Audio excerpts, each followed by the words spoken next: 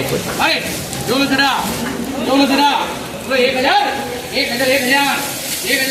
कसा गेला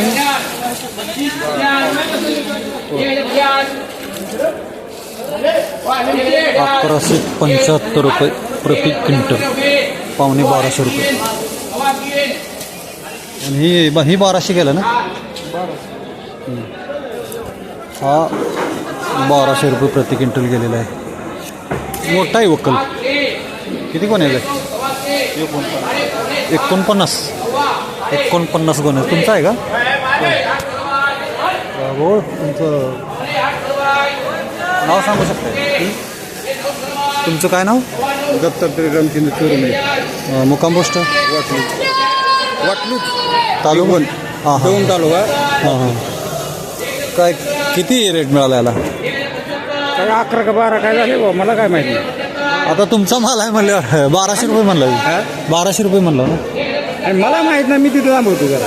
होय. कसं आहे 1200? हां 1100 गेला का? मी व्हिडिओ घेतला. 11 का 12 रुपये गेलेलं. 11 रुपये. हां हां. काय वाटतं सध्या मालाचं काय आहे, म्हणजे भाव योग्य भेटते का? कसं आता ह्या असल्या मालाला जर काय शेतकऱ्यांनी काय करायचं? फाशी घ्यायची पाळी आली ना शेतकऱ्याला. काय एकराला खर्च होतो ₹1,00,000. हां बरोबर आहे.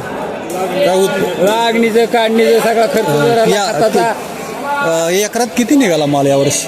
काय निघाला आता? हे आणलाय 75 पिशव्या ते हे, आणि अजून मला वाटतं 100 पिशव्या आहे अजून. 175. हा. मग उत्पादन खर्च सुद्धा निघत नाही. नाही निघत. हे यावर्षी कांद्याची शेती पूर्ण तोट्यात आहे.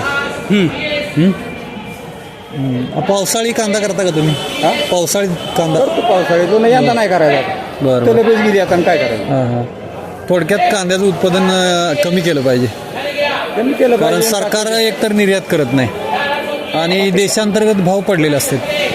त्यामुळे शेतकऱ्यांनी या गोष्टीचा नक्की विचार केला पाहिजे की दरवर्षीपेक्षा लागवड 50% घटवली पाहिजे.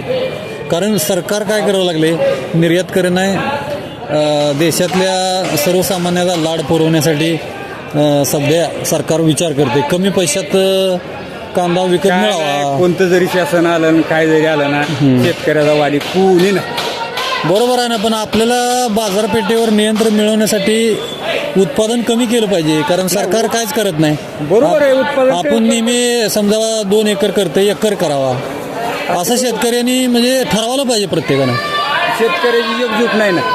अहो पण आता तरी शहाणं व्हायला पाहिजे की नाही. एकजूट नाही म्हणून काय मग असे जर काय ठराविक गद्दार शेतकरी असतील तर मग सगळ्या शेतकऱ्यांना नुकसान होतं.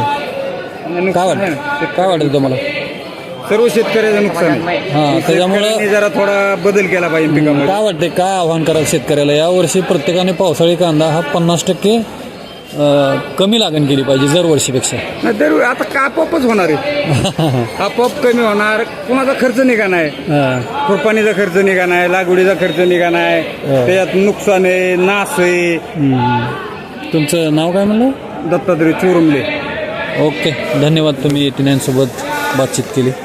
नाही का आमचा शेतकऱ्याचा आवाज शासन दरबारापर्यंत पोचवा. नक्कीच पोचणार. नक्कीच. नमस्कार.